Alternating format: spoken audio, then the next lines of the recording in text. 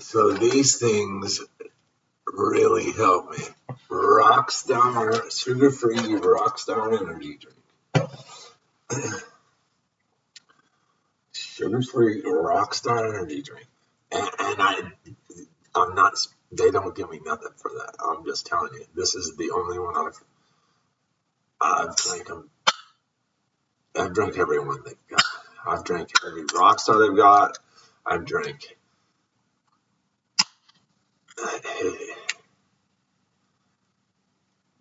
I don't like most energy drinks. This tastes like, I think it tastes like grapefruit juice or something. But it's the only one that I really like. But they all have enough vitamins to really keep me going. I mean, I've been low. I've been down to where I have zero energy. Some of it was just because the best thing for you sometimes is rest, because you just need to sleep. If your body's telling you you're tired, probably get some rest. Yeah, I like the layout. This layout here, because now you can see so much of what I've worked on. I love it.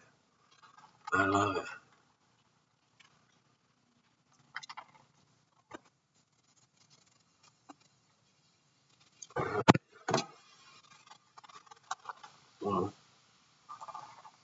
I'm here to share the message of salvation. Watch my content. I'm on 28 platforms. Sammy's Art. Sammy's is the way. Watch me rise. Now do you know who the fuck I am? Huh? Now do you know who I am?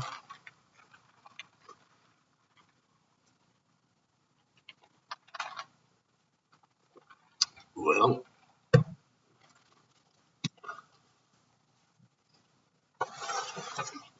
how about we do some more studies in Proverbs? All right, this is where we left off.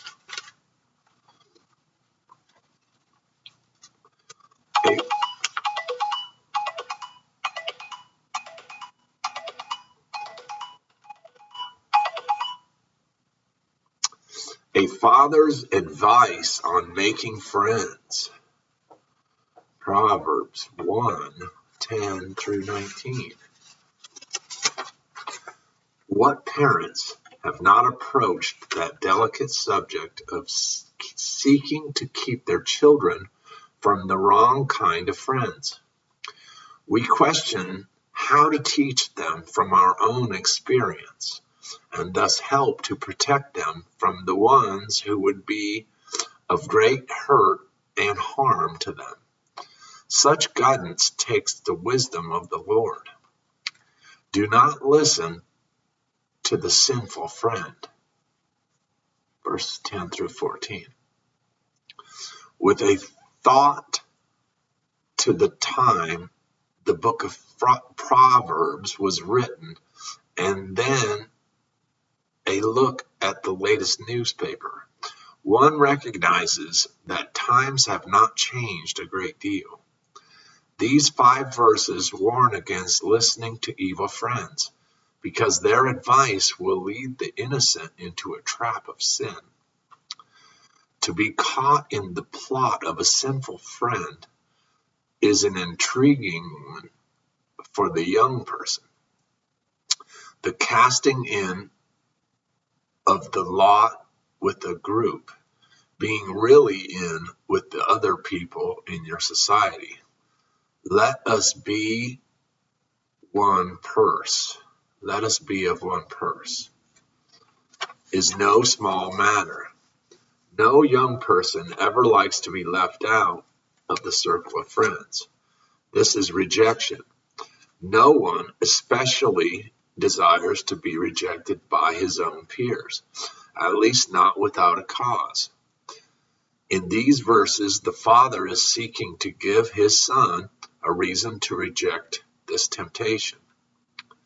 The Son is offered material substance if he will respond to the invitation of these evil companions. We shall find all precious substance. We shall fill our houses with spoil. Verse 13. After all, what father gives an allowance to meet all the desires of an affluent society? Besides, it is just one time, and that will be okay. Or will it be? Father is seeking to say to his Son, do not listen. A father knows the longer one listens to sinful friends and evildoers, the more likely he is to be persuaded. One of the ways to take the road to righteous living is to know when to stop listening to those who would lead in the wrong direction. The wrong direction is easily discovered. If it is not leading to God, it is leading in the wrong direction. So the advice is simple to give.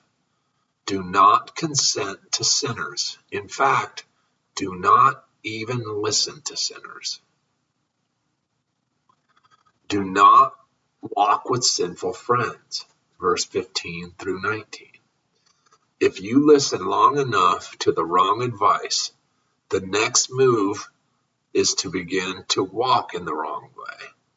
The reason the Father gives advice for not walking in the pathway of evil is that the fundamental purposes are not right. Look at the list of purposes of the sinners. Their feet run to evil, and they make haste to shed blood. Verse 16.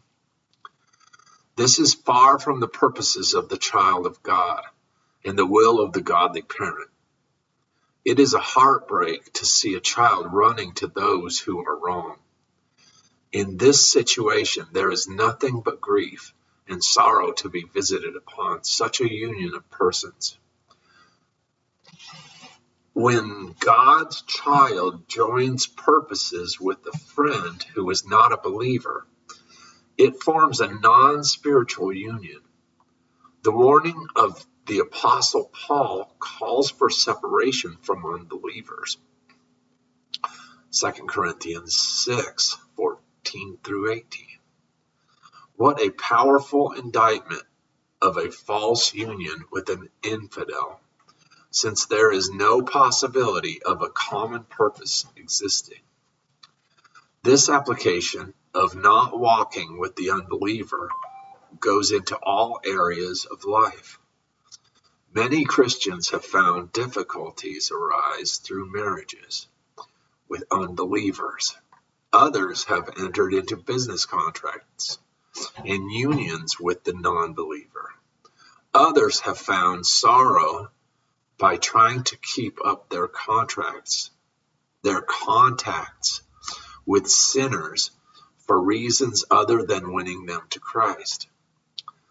The stories all have a common conclusion, and it is a result of disobeying the clear revelation of the Scripture.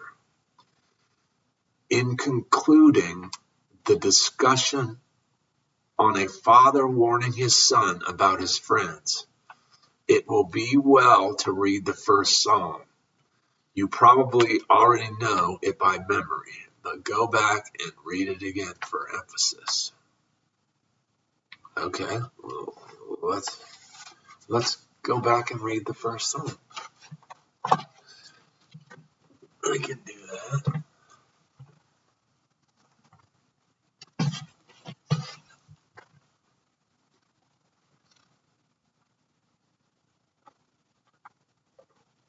Psalm, this is the first Psalm. The godly and the ungodly. Blessed is the man that walketh not in the counsel of the ungodly, nor standeth in the way of sinners, nor sitteth in the seat of the scornful. But his delight is in the law of the Lord, and his law doth he meditate day and night. And he shall be like a tree planted by the rivers of water, that bringeth forth his fruit in his season. His leaf also shall not wither, and whatsoever he doeth shall prosper. The ungodly are not so, but are like the chaff which the wind driveth away. Therefore the ungodly shall not stand in the judgment, nor sinners in the congregation of the righteous. For the Lord knoweth the way of the righteous, but the way of the ungodly shall perish. Okay. Back to study here.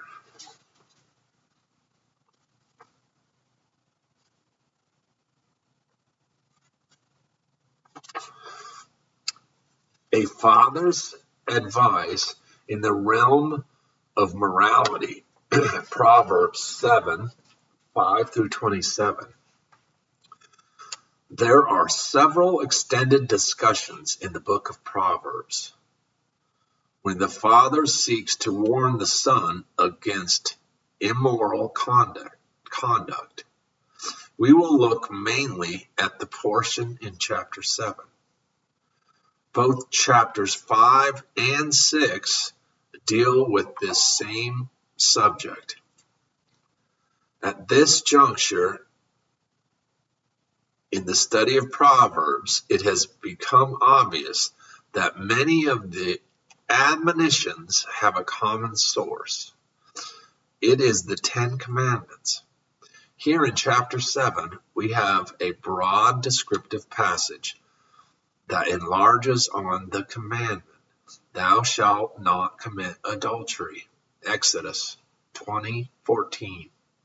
Let us, for the sake of easy study, divide this chapter in 3 parts.